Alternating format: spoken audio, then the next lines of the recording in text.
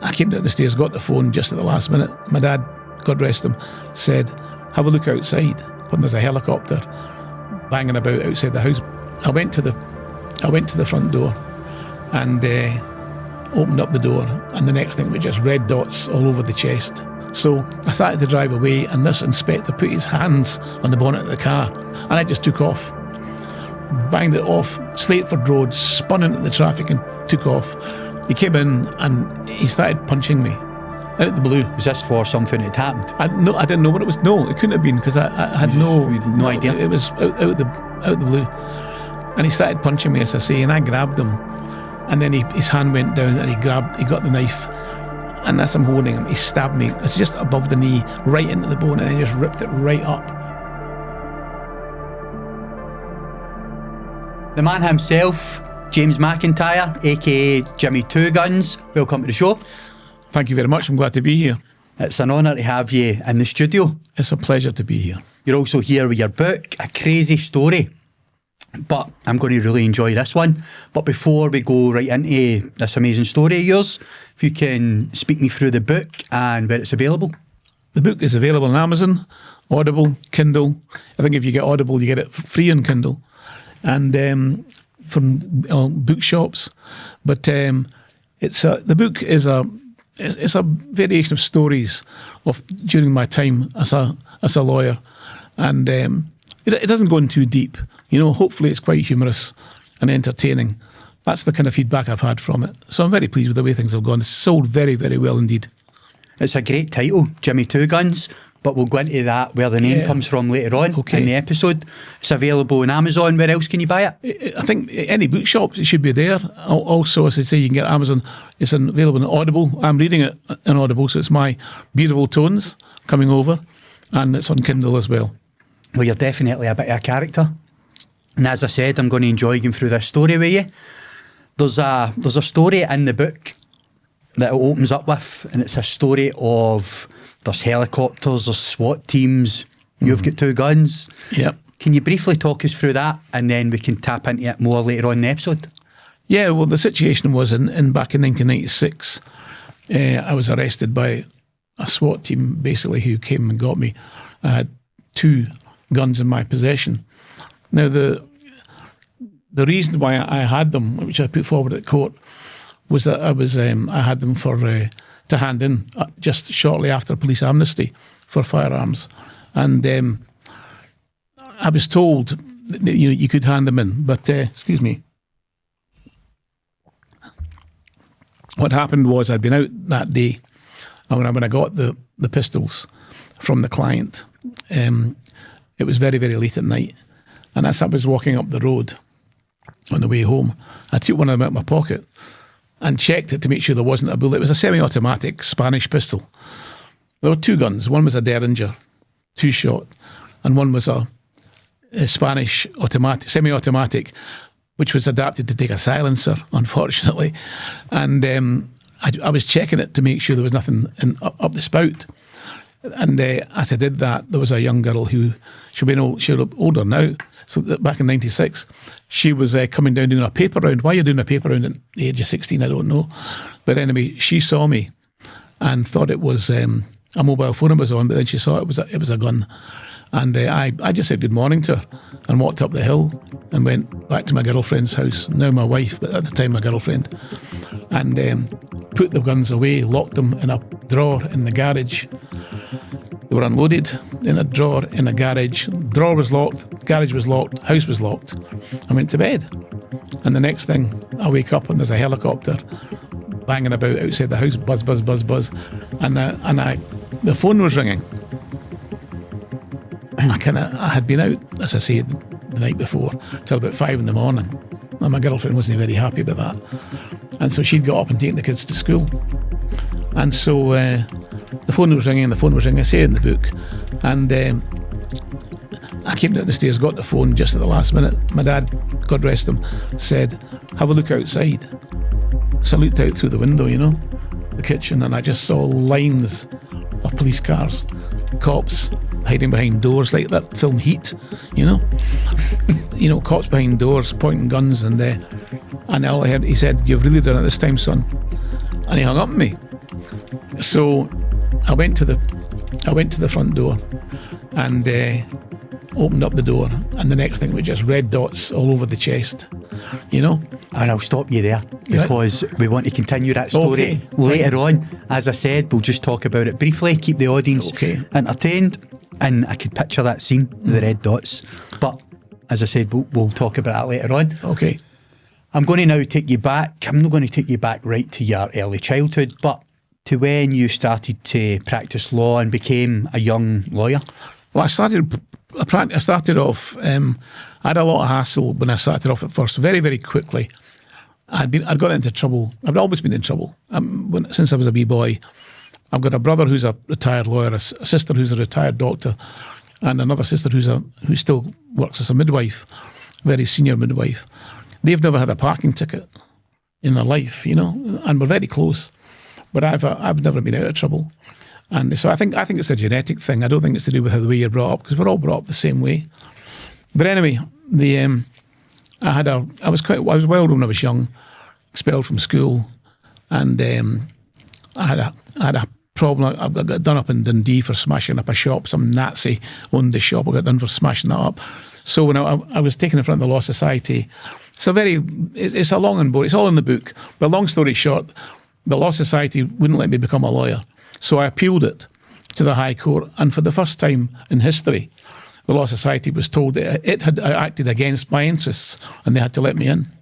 I was voted in on a vote, something like 22 to 21. I got in by one vote. And so I started off as an apprentice, and I was apprenticed to a firm called Wilson, Terrace and Company in Hill Street. And Ian Corbett was the boss there, and he was the man. And he acted for all the heavy hitters, Peter Williamson, and he used to have a big yellow Rolls Royce with PW1, and all the gangsters. If you were anybody at all, he acted for you. And so he took me on. And you're meant to do, as a young lawyer, you're meant to do conveyancing and divorce and blah blah blah. I never did any of that. He had me doing criminal work right from the start, and I loved it. And there was also a guy called Walter Sutherland who worked there, who was an old lawyer who had a bit of a drink problem. He became your mentor? He became my mentor. He was absolutely terrific, Walter. He was probably the best lawyer I've ever known. He used to drink very heavily. We used to go into the pub. We used to call it Court 7 because there were 6 courts. He'd be in Court 7, which is Deacon Brodie's across the road from the Sheriff Court. But Walter would come across, and he was miraculous. He was brilliant in court. And I learned a lot from him and from Ian Corbett, but mostly from Walter. No, amazing. So how long was it until you ventured into the Glasgow area, getting your office? Was it down at the Salt Market? Yeah, well, I acted for a lot of people in a lot of families in Edinburgh years ago. And then I got done, unfortunately, for attempting to murder a police officer in 1988. I don't know if you want to discuss this now or later on or what. But we'll get into that later on. Okay, Jimmy. But things got a bit hot for me in Edinburgh. So I decided to go to Glasgow. And I moved into Glasgow, into St. Square, in a wee office there, about 4 floors up. And then I moved to the Brigade, where I set up office there. So how long did it take you until you started getting mixed up with some of the big players in the underworld? It didn't take me very long at all, because I'd acted for a lot of big players back in Edinburgh, just because of the firm I was with. And also I think my attitude to things helped, because my attitude is when you get a lawyer, it's like you get a plumber or a joiner or an electrician. He does the job. He doesn't ask what the ethics or the morality or the legality of it. He just does the job. And my idea was, when you get me, I'm there to get you off. I'm not there to be, I've said this before on previous occasions, and the book is mentioned as well. This nonsense about, amicus curiae, being a friend of the court. What does that mean? It's when you, as far as I'm concerned, when you hired me, I was there to do a job. That was to get you off. The police were doing a job, and that was to do you. Right? They were to convict you. The fiscal was doing a job. It was to convict you. The sheriff was doing a job. It was meant to be judging you, but he was trying to convict you, let's be honest. So I was there to get you off, and that's what I tried to do. So when I got to Glasgow, my name was known already because I'd acted for a couple of guys in Glasgow while I was working in Edinburgh. I acted for Frankie Donaldson. I acted for a few other people. Frankie's a pal of mine. And then I met Joe McGovern, who was a member of the oldest person in the McGovern family in Springburn. And I was really skint at that time, opening up my new office. And I borrowed some money from Joe. Not very much. I think it was £300. I mean, it sounds like a lot, but back then it was like 1990, I think it was. It was, £300 was £300. And Joe Neat gave me this money, and I paid him it back, and we became very close. And of course, Joe actually eventually went on to become best man at my wedding, godfather to my 3 kids, Scott, Sam, and Marie Claire. And in the book, it also mentions with the relationship growing between yourself and Joe, you then become, the way they name it, as the Consigliere. Consigliere, yeah. Well, of that family. I became the advisor to the family. There was Joe, there was Tommy, there was Paul. I defended Paul in connection with a murder charge, which he was convicted of. Paul's since been released. He was just a young boy, about 15. He's done very, very well for himself since he left. Tommy was charged and he was acquitted. A different case altogether. I acted for James, I acted for Tony, I acted for Stephen. Stephen and Tony are unfortunately no longer with us, and neither is Joe. Joe passed away not so long ago, God rest him. But the name, the Consigliere, it was actually Paul Ferris who I was very friendly with. I met Paul because we used to both visit somebody in the special unit who's now passed away. But some guy, turned out he was a bit of a kid-on merchant, actually, this guy, but Paul and I both used to visit him until we discovered what he was like. Anyway, him and I got to get on very well, and Paul gave me the nickname Tom Hagen, being the Consigliere to the Godfather in the Mafia, in the Godfather films, and that's how the name sort of stuck, Consigliere. But I used to give the family advice on, how to keep out of trouble, how to avoid difficulties. Trying to navigate the system in a way. Yes, exactly. You spoke about Paul Ferris there. I seen something where I know he's always a bit of a joker. Oh yeah, very much so. He used to say that you would be limping on different legs. That's right. What was the story with that? I was in the office one day, and somebody ran in and they stabbed me. And they stabbed me very, very... 3 guys came in, and I didn't know what was happening, but the guy ran at me and started punching me, and I started punching, got a hold of him round the neck. But he dropped his hand down and pulled out a big serrated edged knife, and he stabbed me just under the knee, right up my leg, and then stabbed me twice in the back. The 2 guys he was with, I don't think for a second they knew that was going to happen. It just kicked off, and they bolted, and he bolted, and I was taken up by ambulance because I was very badly hurt. Ambulance up to Glasgow Royal Infirmary. But when I got there, I'm lying there. It says in the book, I'm lying there and I'm covered from head to foot in iodine by the nurses, and they're trying to hold me together, because what had happened when I was stabbed, I staggered outside, and my secretary at the time, she held my legs together. She held me together to stop me from bleeding to death, because it was right to the bone, right into the bone. And I had a wee message on me in my inside pocket, which shouldn't have been there.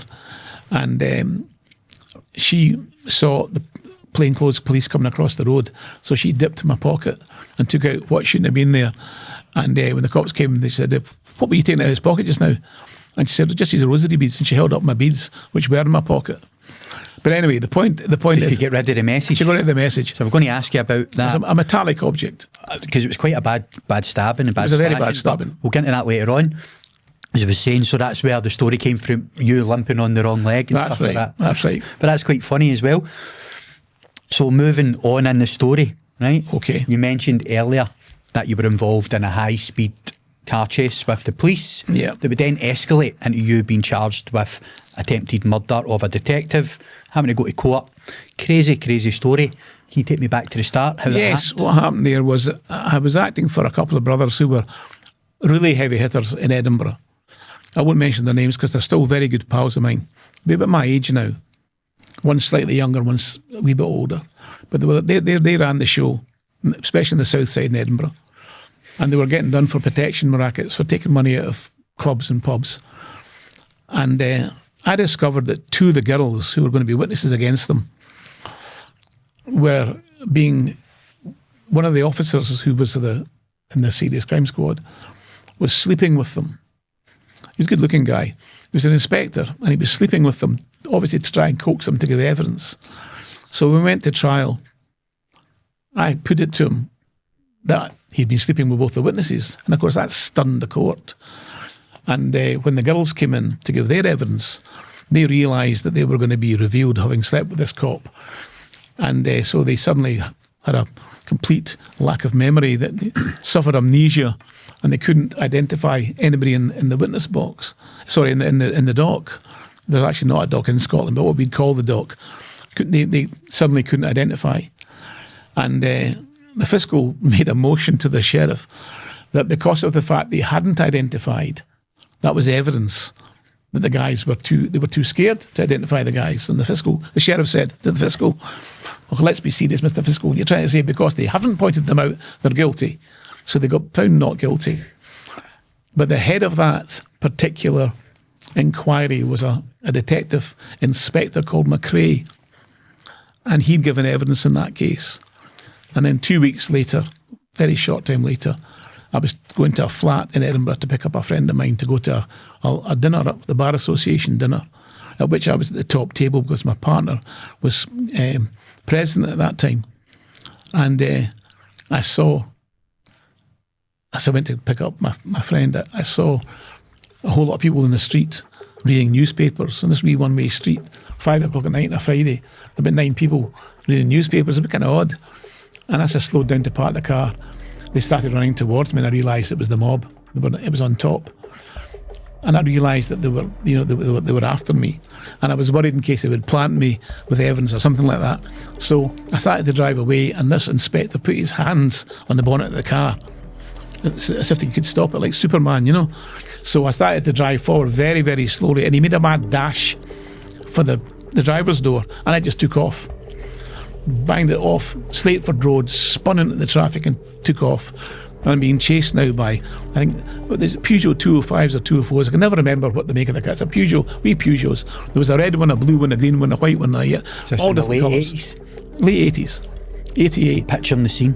So shooting along after me in Slateford Road. And I'm weaving in and out. But up ahead, I suddenly see a Panda car coming up to cut me off. And I know I can't pretend any longer that I didn't know it was the police. Not that I was pretending, but so I drive up, I stop the car.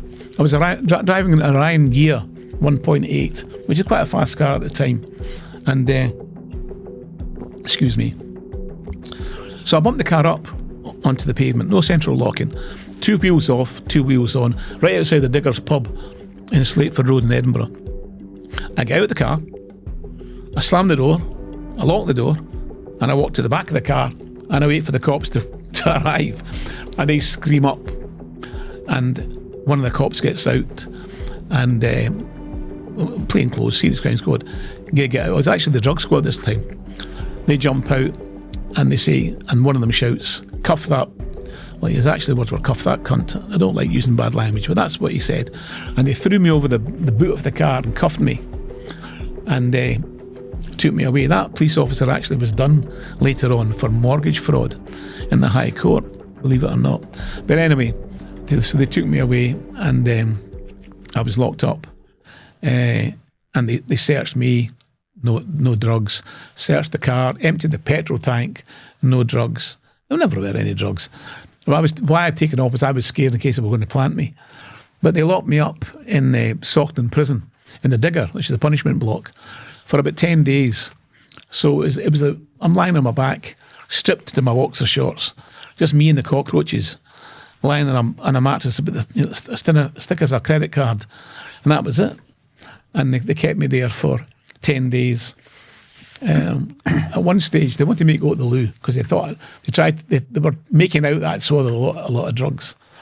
So at one stage, there was you want me to go on about this? Because I'm listening. At this stage, I'm lying there, and after about 6 days, I've not eaten and I'm not drunk because I'm not going to give them the satisfaction of doing the toilet into a little potty for them, right? And after about 8 days, I'm kind of needing the loo, or 6 days, I think it was. And there'd been a screw they were doing it in rotation to watch me with the door open. So it's 3 shifts of 8 hours each, excuse me. And they're watching me the whole time with the red light on all night and the white light on all day. But one of them I got quite friendly with, chatting to him. I wouldn't give his name. He'd be well retired by now. Excuse me. And on about the 6th day, having not eaten anything but not been to the loo either, one of them got up to go to the D hall to microwave his some wee kind of meal that he had for the microwave. And when he went, I said to the screw that was left, I'm going to the loo. And he went, what? I said, I'm going to the loo. He said, you can't. That's the whole point of us being here. You know what I mean? I said, well, I'm going. If you want to hit the button, hit the button. And I went down to the toilet and drowned with the trousers. And because I hadn't eaten for 6 days, all that came out was one tremendous puff of wind, you know. And but I felt good after that. Nothing had, you know. And then I saw him. I looked up and I saw him. He was actually looking out for me at the door. He went, "Hurry up, James! Get back here!" So I pulled my trousers up, ran back, and slid back under the cover, just a sheet. And as the other one came in the door, I'll never forget that guy.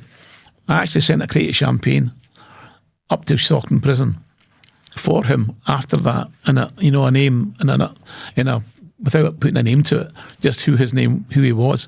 I don't know if he ever got it or not, but I know he had 4 daughters that he looked after, and I know things could have been different, because if that hadn't happened, I mean, don't get me wrong, I had nothing on me. I knew I had nothing on me. See, when you were held then, how long were you held for until they... Altogether about 10 days. Then they charged you with attempted murder? They'd already charged me with that. When I got arrested at first, I said, listen, boys, I've got a dinner to go to. If you don't mind, we've got a charge. I said, what is it, speeding or what? They went, no, attempted murder. You tried to run over Detective Inspector McRae. So were you held in custody until that trial? No, I was held in custody just for 10 days until released to give them a sample. But there was no sample to give. So what were you still up at court for the attempted murder? They let me out then on bail. I went away to Spain for about a week or so to get a break, and I came back. And then the whole thing, I was on bail for about 18 months, and they dropped it from attempted murder, which it never was. The guy never tried to run over anybody. And it was dropped down to assault to danger of life. Then it was dropped down to assault. And I kept on saying to my lawyer, who was Alec Prentice, who's now a senior prosecutor, Alec will be a judge soon, I would think. And he deserves to be. He's a good guy. He was very good to me. And it got dropped down to assault. And then I said, no, I'm still not pleading to this. And then it got dropped to dangerous driving. And Alex said, look, James, take it. Dangerous driving, you're going to get a fine and a ban. And that's it. Don't risk going into court and getting, because what had happened was, very briefly, I told you I bumped the car up on the pavement and locked the door and walked to the back. But they said that they had overtaken me, cut across the front of my car and dragged me out the driver's seat. Another cop said he dragged me out the passenger seat, which I don't know how, because I was driving. But they had all these different stories. The police making up stories, not like them. Of course, they make them up all the time, every day of the week. But otherwise, they wouldn't get any convictions. So what did you end up with? I ended up with a £400 fine and a ban for a year. For attempted murder? That's not too bad. No. And this is what I mean. The story's crazy. So they're known for trying to make things stick all the time. Yeah. But they must know these multiple stories and lies, but then it just gets swept under the carpet. Well, I think one of the things that went for me was the fact that the detective inspector I had allegedly tried to drive over, which I didn't do. I can tell you that right now. There's no question of that. He was a wee free from the islands, one of these wee, can he smoke, can he drink, can he smile, can he do anything? And he wouldn't let his own officers, when they were underworld, when they were undercover in the drug squad, in a pub, he wouldn't let them drink a pint, even though it would look more realistic than sitting drinking an orange juice or have a cigarette. And so they weren't that keen on backing up whether I'd try to run over or not. So the whole thing started to kind of fall apart. You mentioned earlier about the attack in your office. Mm-hmm. Can we get into more detail from when it started and how it began? But was it a gangland hit, or was it? It was a gangland hit, but the person who did it wasn't mentally ill. I think I'm not going to give any names, but I understand the person's no longer with us. But he he came in and he started punching me out of the blue. Was this for something that had happened? I didn't know what it was. No, it couldn't have been, because I had no idea. It was out the blue, and he started punching me, as I say, and I grabbed him, and then his hand went down and he got the knife, and as I'm holding him, he stabbed me. It's just above the knee, right into the bone, and then he just ripped it right up, and he stabbed me twice in the back, and then they all ran away. But I said, the two guys that were with him, they didn't know that was going to happen. So I staggered outside. My secretary at the time held me together. The secretary that I had was I was actually good out with her at the time, though I shouldn't have been. This is in the book where we talk about the mystery blonde saved the day. Aye, well, that's right. What happened was she held me together. I mean, this was the days when AIDS and all that was in. You know, AIDS was the big thing. You couldn't even buy a black pudding supper in case you got AIDS, you know. And she had blood in her mouth, my blood over her face, because I was bleeding like a pig, you know. And anyway, I got taken up to the infirmary, Royal Infirmary in Glasgow, and I'm covered in iodine, and suddenly the curtains got opened, and it's the Serious Crime Squad, and they said, "We want to know what happened. What happened here?" I said, "No, nothing. I slipped." And they went, "What? We want to know what happened." I said, "Well, I want to win the lottery. Let's see who gets lucky first." And they just said, "Anything happens to him, McIntyre, we're coming for you." I said, "So you know who it was then, do you?" And, and off they went. And then they phoned me up. I got out. And what happened was I was in the operation, and unfortunately I took a very bad reaction to the anaesthetic, and they had to bring me back on the operating table with a boom, boom, boom. It wasn't to do with the cut, it was to do with the operation.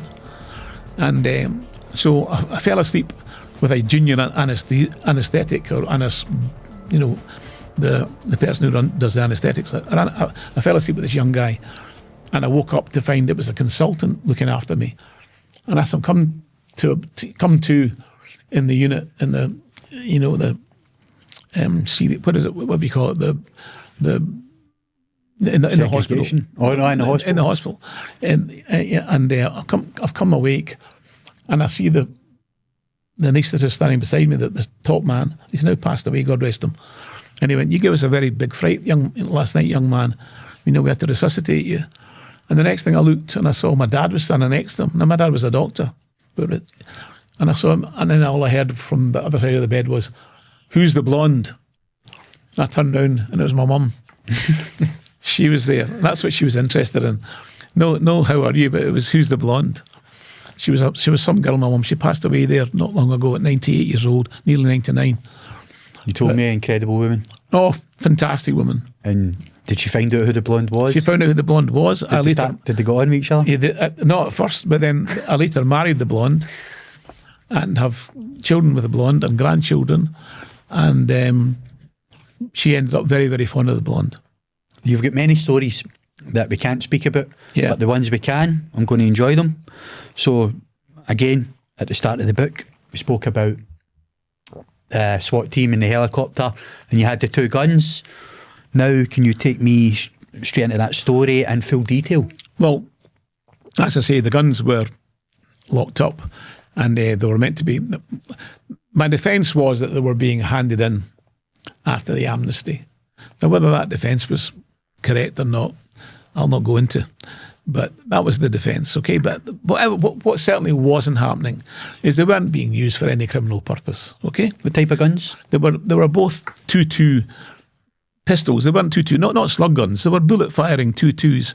One was adapted for a silencer, and one was a small derringer. And in fact, my son's girlfriend is from South Africa, and she told me that I would have got a fine of about £25 equivalent if that was South Africa. But of course it's Scotland, and the cops hate guns. They hate guns because they could get shot. They have other things to protect themselves with, but guns they don't like. They're fine if they've got them. Oh, it's okay if they've got them. They're allowed to have guns and koshies and tasers and, you name it, they've got it. But you're not allowed to have anything to protect yourself with. But anyway, when I opened the door and the red dots start hitting me all over the chest, and it's serious, So Can you hear and see the helicopter? I heard the helicopter above. The light on. Everything's going. And the streets lined with cops. And I remember thinking, this is like that film Heat. It was so surreal, and surreal is a word that's used far too often, but this was surreal. And I see the dots dancing all over my chest, and you know they're going to blow you away. Is it still dark at this point? No, it's just it's early. It's about 8 o'clock in the morning. Right, so it's right. So I can see the dots, but you know that they're going to. You make the wrong move, they're going to blow you away. So I didn't make any wrong moves, and then they took me, searched me, and then they found the guns eventually in the. Were they asking you about drawer. guns? I just but I never answered any questions. And so then eventually, once they've got the guns and secured things, they took me to my bedroom, and there was an inspector who's probably retired now, an inspector there, and I was wearing a suit the night before, and I had been having some tea, and I dropped gravy down the suit, right? I dribbled. So I wanted to use that suit as an alibi of where I'd been. Why? It was obviously no use at all, but I thought I'd try. So I said to him, I want to take that suit with me. Now, they're just him and me in my bedroom, okay? I said, I'm taking that suit with me. I was wearing it last night. He says, okay, but you better make sure there's nothing in it that you want to keep, because it'll be kept for months before your trial comes up. I said, fine. So I gave him the jacket, and I took the trousers, and we both searched. See, in case there was any documents or anything left. And so he found a broken rosary bead. I'd broken off a set of rosary beads I had, and a Celtic badge. He tried to say I was in the IRA because I had a Celtic badge, you know. That was the mentality of the guy. But anyway, there was nothing in the pockets. He searched it, I searched the trousers, there was nothing there. So they put me in the back of the unmarked car to take me up to get charged in Livingston. And Evelyn's there, my then girlfriend, who was the person that held me together when I got stabbed, because I'm now living with her. And I said to her, give me some cigarettes, would you? She brought me out 4 menthol cigarettes. And I chain smoked them from the time it took me to go from Linlithgow to Livingston Police Station. I just smoked them one after the other. And all the ash, because I'm holding the suits, because they're my productions, I'm tipping it into the pockets, right? All the ash of 4 cigarettes and rubbing it in, just in case there was any traces of gun residue or anything like that, you know? Like they might have been fired or anything like that at all, you know. So, oops, I just hit the microphone. So I've done that, and they take me up to Livingston, and they throw me in a cell, and I'm there for about 3 or 4 hours, and then they say, right, we're going to put you on tape. So they take me out, they put me on tape, and it's the same cop inspector that searched the suit with me. And so they're asking me questions. I say, I've got nothing to say to you. I've got no reply. And he says, well, we found this in your pocket, your suit. And they brought out a bullet, which just wasn't there. I mean, simple as that. It wasn't there. Now, the night before, when I'd left the pub, you would normally go up the hill beside this pub and across the railway to where I was staying at my girlfriend's house. But instead, I went the long way along the high street, past the post office, under the bridge, and around and over the canal. The long way. And that's why the lassie saw me, the young girl who was doing the paper round. Otherwise, she'd never have seen me if I'd gone the other way. But what the cops did was they dropped bullets all the way up the way they thought I would have gone. So, in my experience, what happens is that the Serious Crime Squad must have dropped bullets where they thought I was going, they thought the route I'd taken, so that when the uniformed law are searching, they find them and they think they're telling the truth. All right enough, I found bullets. So there was bullets put in my car, there's bullets I dropped a bullet outside my house, and bullets on a road I never walked up. So even though... And a bullet in my pocket. They know you're guilty, or they would do anything to make it stick. They're making sure it stuck. Right.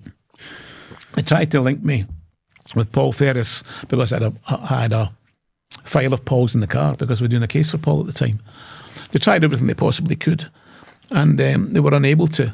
And in fact, they did me with a road traffic offence. Do you want me to explain about this? There was I was on bail for the guns, and what happened was I was driving my car and I parked it in Frederick Street in Edinburgh. Well, a friend of mine was at a shop. A bus driver came along in a bus, and because I'm in the bus stop, he tried to block me in. And as he let off his passengers, he took the handbrake off his bus and it bumped my car. And he took off. And I was laughing when my pal came back to the car. I said, look at the speed he's going at. 6 months goes by. The cops get in touch with me. And they say, we need to speak to you about a wee incident that happened in Edinburgh. I thought, this guy, somebody's reported this bus driver for buying my car. I don't want him to lose his job. So I went down to the police station in Linlithgow. And I said, listen, is that this incident, this thing in Edinburgh?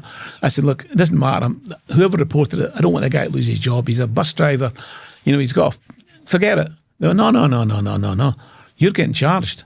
I said, what? He said, you rammed his bus with your car and left the scene of the crime. So I said, that's absolute nonsense. So anyway, I went to trial on it. My brother was my lawyer. And after the Crown case, my brother just leaned over to the fiscal side and grabbed one of the documents.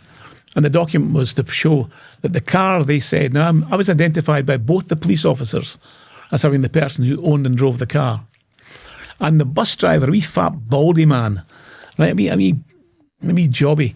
If he came in and pointed, he never saw me in his bus, pointed to me and said, that was the driver of the car that ran my bus.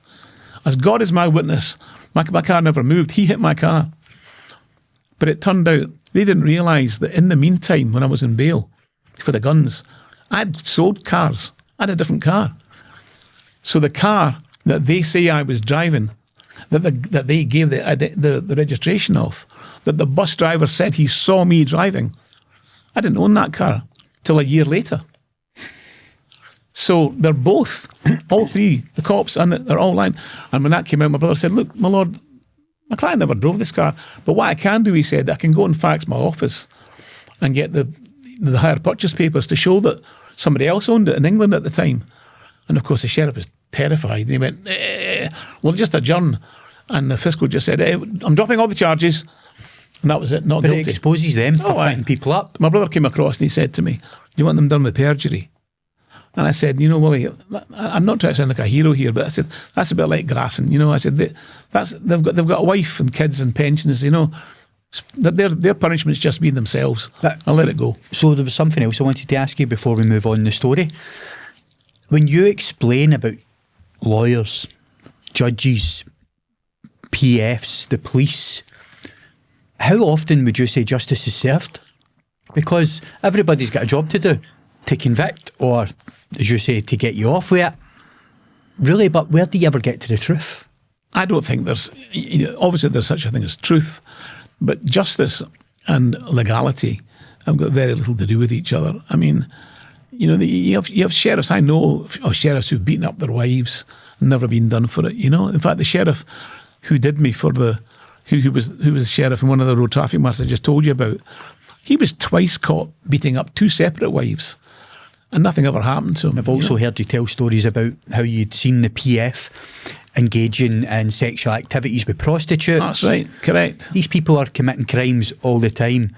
And this fiscal who tried to get me locked up for three bald tyres. 3 tyres, they weren't bald, they were under the limit, in my car.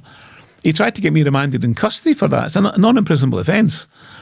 And he got done getting a blowjob from a prostitute in Glasgow after giving a lecture to the police on clamping down on prostitution.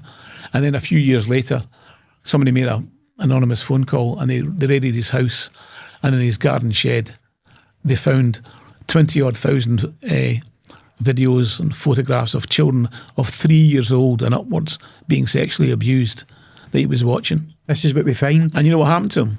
Once again, no jail. These people are protected. Yeah, but they're protected and by the swept under the carpet. Absolutely.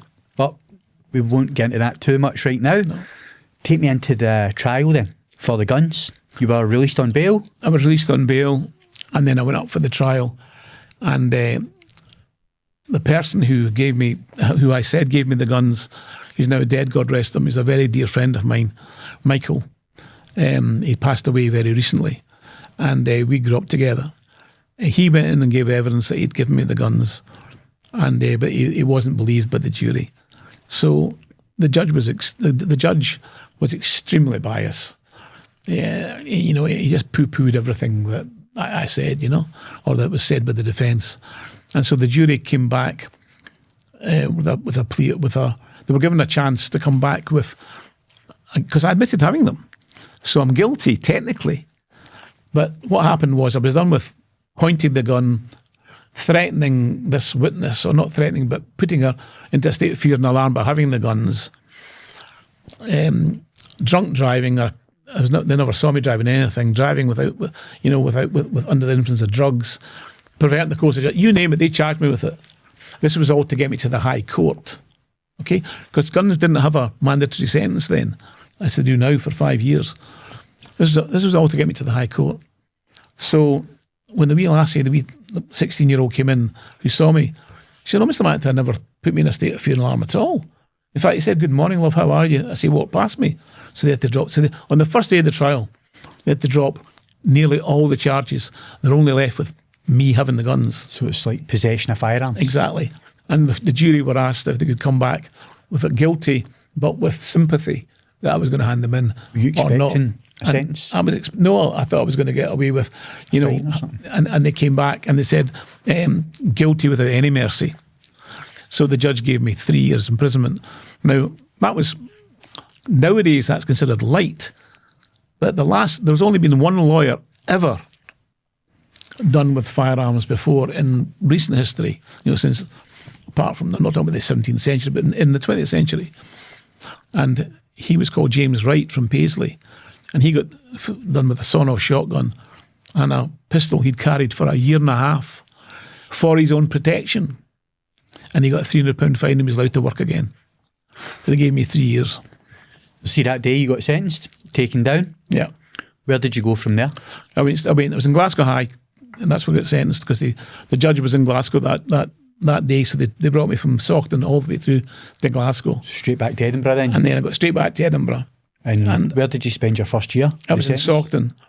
I went into the prison, and as I went in the door of my cell, again to use the word, surreal, I heard the wee guy I was sharing the cell with, I just met that day.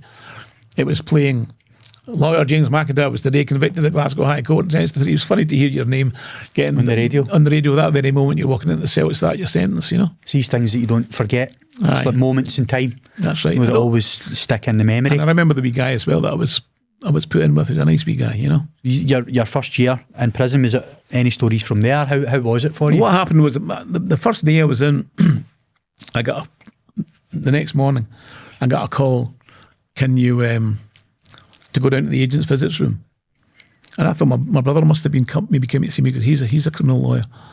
And but it was a bit early. It was 9 o'clock, and the visits don't start till 9:15. So I went down, and there it was, the top brass from the prison. There was 4 of them jammed behind a table, and me on the other side. I thought, what's this all about? And they said, look, Mr. McIntyre, we've got a serious drug problem. I said, have you considered counselling? And they never thought it was very funny. But they said, we know there's drugs being brought into the jail here, and we know that you know a lot of the people, and their sons and their dads, and, so if you could give us some information, keep an eye on things and pass word to us, we'll take you right out of the hall you're in, which was 4th hall, where you're peeing and crapping into a potty. This was before there was any hand wash basins and all that in the cells, right? This is way back in 1996. So like 30 years ago. So we'll take you out of there, and we'll take you won't have to go to straight to E Hall, where you have your own key, it's actually a shed, it's actually made of wood. Your own key, you can cook your own food, you can do everything yourself, and you can just make tea for the governor. If you just grass. And I said, look, boys, don't embarrass yourselves any further. Just take me back to my cell, right? Actually, it was a wee bit cruder than that. But the way I addressed them, and they took me back to my cell, and they made sure I suffered for that. And they kept me peeing in a potty for about 9 months. And then they moved me to D Hall, there were a lot of heavy hitters in D Hall, guys from Paisley and other places. I take it you were quite well known in there? Yeah, I was well known in there, and I got on really well with the guys in there. And then after I'd done a third of the sentence, a year, they had to send me to the open prison, and they sent me up to Castle Huntley. How long were you in Castle Huntley? Not nearly long enough. Because I know there's a few stories from there as well, some quite comical ones. You made a wooden gun. I made a wooden. It was coming up for Christmas. What was the idea? Was Just it madness. I was an escape? It was coming up for Christmas. What had happened was I'd managed to get. You had a chance to go out and see your lawyer when you're up there, and I was appealing at the time, and appealing my sentence. Although I was well into it, and I said I needed to, so the guy who was the governor, lovely old man. He gave me a chance to get away for the day. So 7:30 in the morning to 7:30 at night. So my girlfriend picked me up and I went and saw my lawyer for about 1.5 nanoseconds. Then I went back to the house and I'd be kissing a cuddle and saw the kids and all that, And then she took me up at 7:30 again. But the guy who was the deputy governor, he hated me, right? So he didn't like the fact I got away for the day. So when I made this wee wooden gun on the bandsaw, cut it out. It's a wee present for one of my boys, who was just wee at the time, for Sammy. I've got 3 kids, Sammy, Scott and Marie Claire. So I made this wooden gun. It was for a joke. And I left it lying out. Lunchtime, went for my lunch and came back to the workshop. And the next thing I'm carted, locked up in a cell in the open prison. And I'm pulled in front of this deputy governor. He wasn't a nice guy at all. And he said to me, you could have painted this black and used it to escape. I said, oh, if I wanted to escape, I could have got the bus at the end of the road. It's an open prison. But anyway, he had me cuffed, handcuffed, legs as well, put in the back of a cop car, and they drove me back to Saughton prison for the rest of my sentence. Is that right? How much longer did you have to serve there? I still had 6 months to go. So I said just before they took me, I said, can I make a phone call? So the school let me make one phone call, and I phoned Evelyn, because I was meant to get 5 days break at Christmas. I phoned Evelyn and said, listen, I'm not going to get this break. They'll take me back to Saughton. She thought I was at it. She thought I was going to get out and go and spend 5 days with my pals, having a great time. Because the boy that cries wolf, as you know. Absolutely. So she thought, she's shouting down the phone. So I had to put one of the officers on and say, no, he's telling the truth. He's going back to the Nick right enough. So they to probably preempt your next question, they took me back to Saughton. And as I'm walking in the door, they took me in the back door of D Hall. I didn't have to go through all the process of, being processed again. They took me back. And as I'm walking in, on the second flat, there was a guy with his cell door open. I think he's now passed away, rest him. He was a guy in the Nick. He'd been there before I was taken away. And he shouted, hey, Jimmy Two Guns is back. And I shouted up, it should be Jimmy Three Guns, just made another one. But nobody heard that. They only heard the Jimmy Two Guns is back. And that's how the name stuck. The name just stuck. Aye. It's such a cool name. It is a cool name. But, I'm not a gangster. It was a joke. It was a... But I wish I had that name. Yeah, it's so cool, and it's so cool for the book. It's nice though you didn't make it up for yourself, Yeah, that's right. The other guy made it up. But that's how these things come about. Spur of the moment, he shouted over the landing. That's exactly and what he then did. It sticks. I remember he was sitting with his feet up on a table, leaning back. I think he was having a cigarette, a roll up. You can smoke in the jail these days. And he just shouted, hey, Jimmy Two Guns is back. And of course, when I shouted up at Jimmy Three Guns, nobody heard that. But look at it now. And it's got the book. We're doing these episodes. I was going to ask you, is there any talk on maybe a movie about you? Well, there's been some talk. It's interesting. There's been some talk with various TV companies. At the moment, it's with I've punted out to various places. There's a very dear friend of mine, a great writer called Matthew Hall.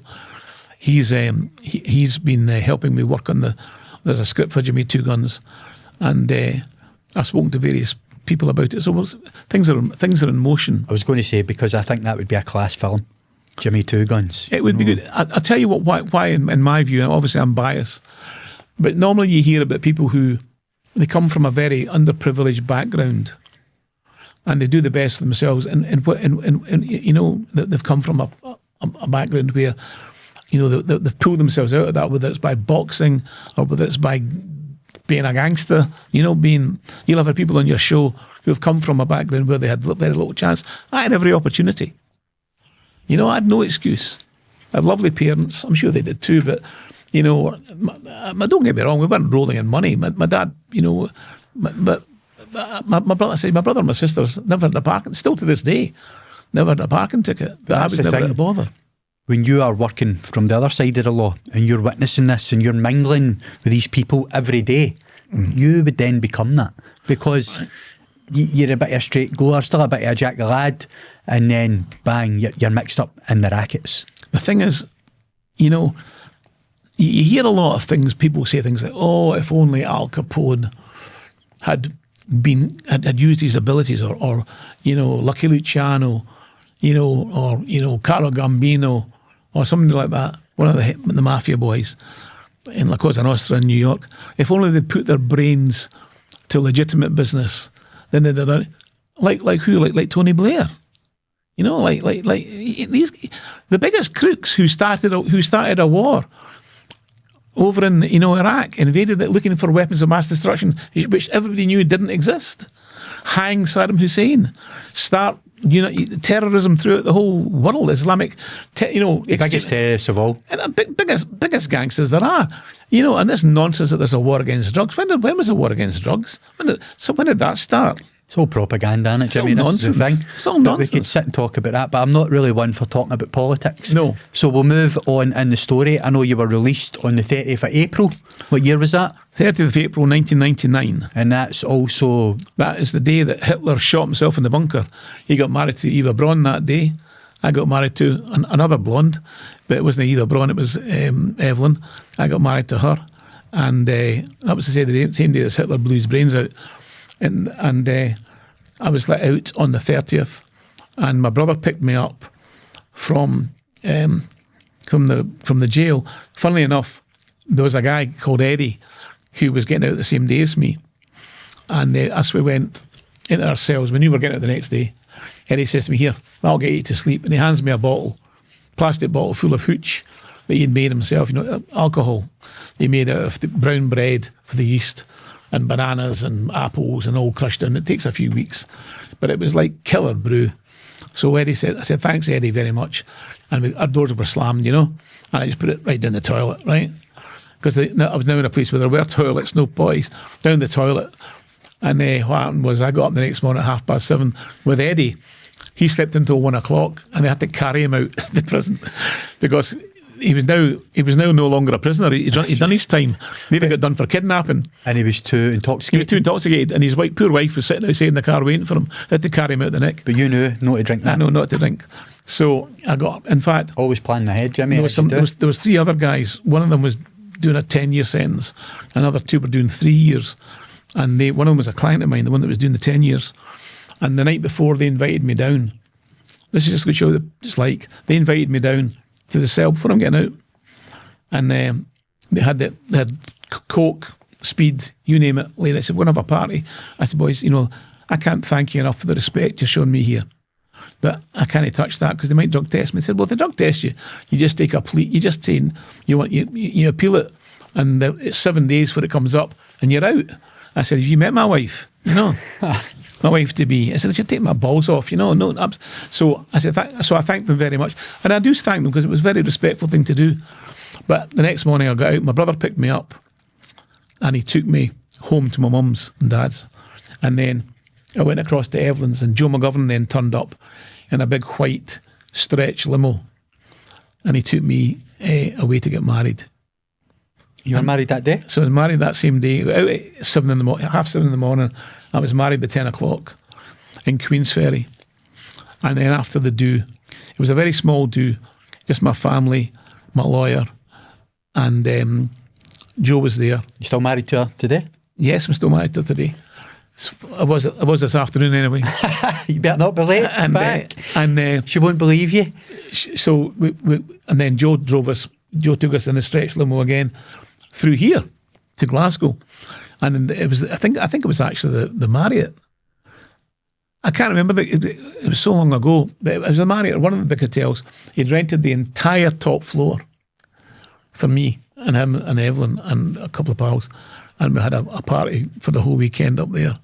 And then I came back, and I went away on holiday to Crete for two weeks with Evelyn. So around about this time in your life, is this when you started to turn your back on crime then? Well, I had no option, you know. I was offered I won't say by who. I was offered a position where I could have made a lot of money with the drugs, you know.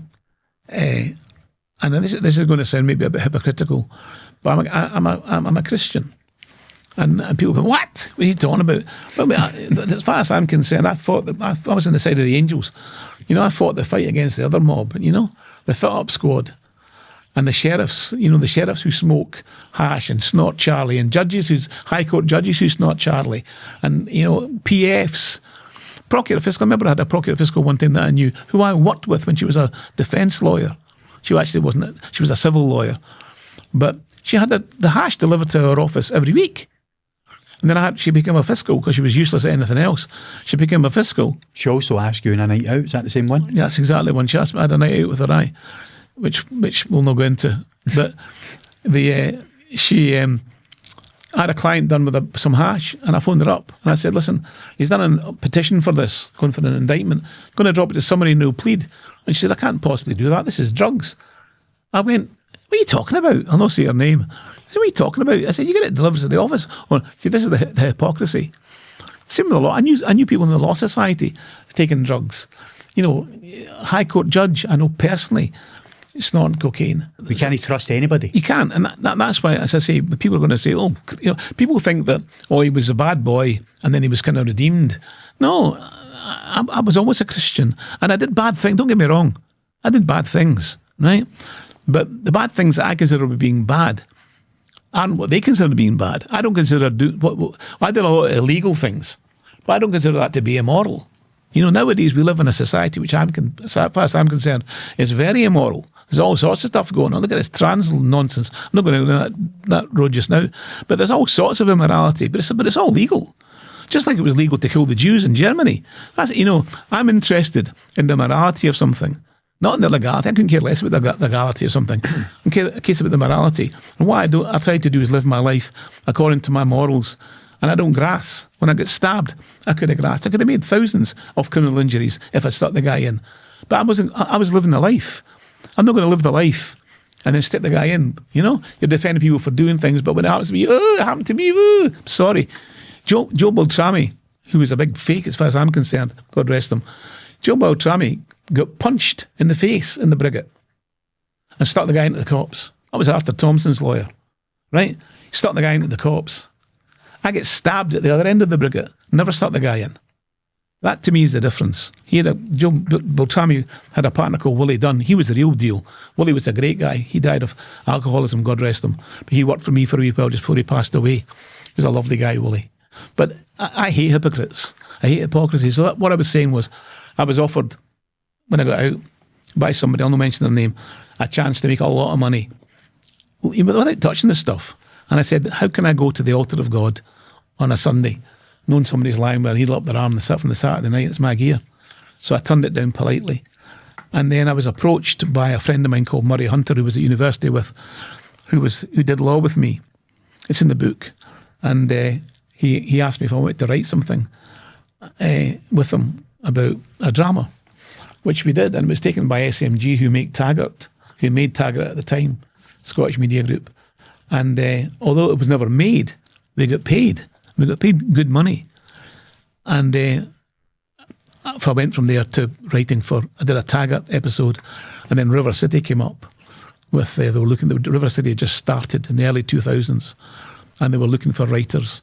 So I went along with, I think, 17 other people to do it, and I got picked out of the 17 people to be a writer for River City. And you're now writing the last script? I'm writing, God willing, the second last script. I put it in last night, draft 2 of episode 25 of series 27A.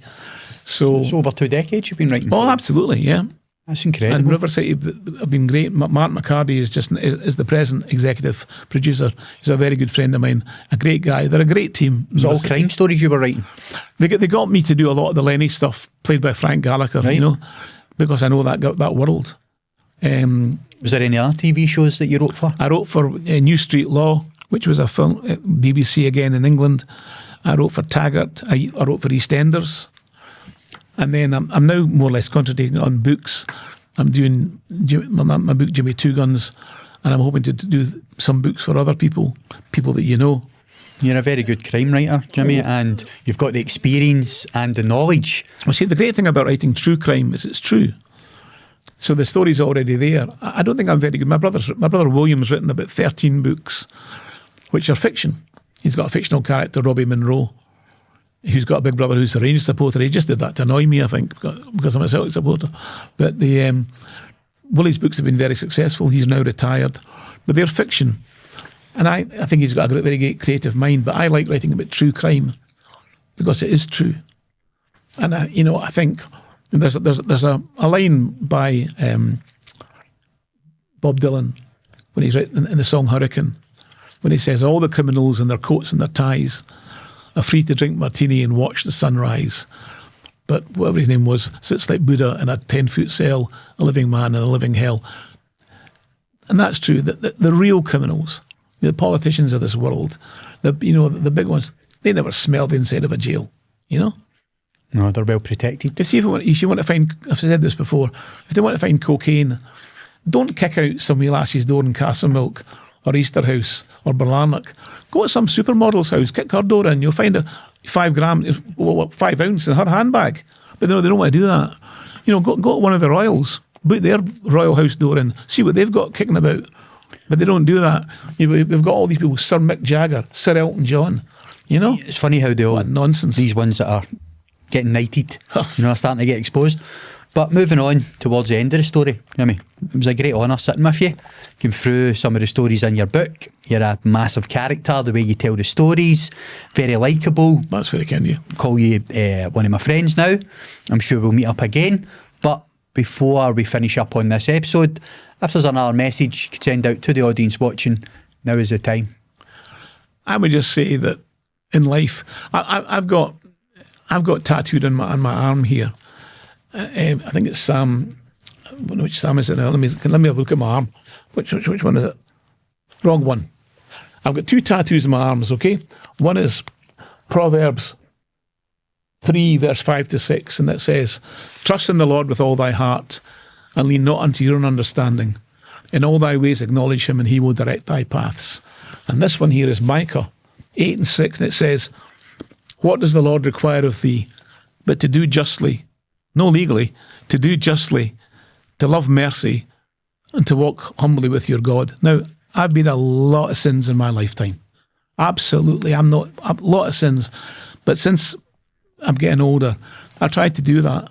I've tried to live my life morally, and that doesn't mean, I just think there's an awful lot of hypocrisy about drugs, about people. It's almost the poor that get slammed, that get robbed, and all the rich, they just walk away. Nothing happens to them, and I think that's so. Whilst, as I say, I have been wild in my time, and I've done a lot of things I shouldn't have done. Let me close with one last story. When I was a wee boy, I was 8 years old, and I was at school, and there was a girl in the class at school who was a sort of Bugsy. Right, she was the kind of girl that nobody talked to, and she had a father who beat up her mother, and her mother had to go to a home, a ladies' hostel, and it was my 8th birthday, and I invited everybody in the class. There was 40 in the class. I invited everybody in the class to my house for a wee party. My mum had made sandwiches and that. Apart from her. I invited everybody apart from her. You know why? Because everybody else don't like her. And I just ran with the crowd and never invited her. I was 8 years old. On the way to school the next day, that wee girl met me at Westport, where the school was, and she handed me a wee bunch of flowers that she'd picked for my birthday. I'll never forget that. I'm 68 now. I was 8 then. That was 60 years ago. And I pray God that girl forgives me, because I'll never forgive myself. That's a sin. That's actually made me really sad. That was a sin. You can see the guns. Pfft. See the attempt to murder the cop. Never try to kill any cop. They fitted me. They fitted me for the guns, and they fitted me for try to fit me for that as well. That's my opinion. They'll deny that. That's my opinion. Okay, but I'll never forgive myself for that wee girl. She's no way any longer. But to me, these are the important things in life: how you treat other people. Not what the law says, because the law says Bennett's a 9 bob note. That's my message. Great message, Jimmy. As I said, it's an honour sitting with you. It's great hearing your story. Thank you very much for having me. And again, we'll promote your book, Jimmy Two Guns, available on Amazon and any bookstore. A very interesting read. The life and crimes of the Gangland lawyer, James McIntyre, Jimmy Two Guns. You can't beat it. As I said, get your copies and enjoy the story. But thanks again, Jimmy. Shake my hand. Thank you very much. Thank you, my friend. God bless. Thank you, and I'll see you very soon. Amen.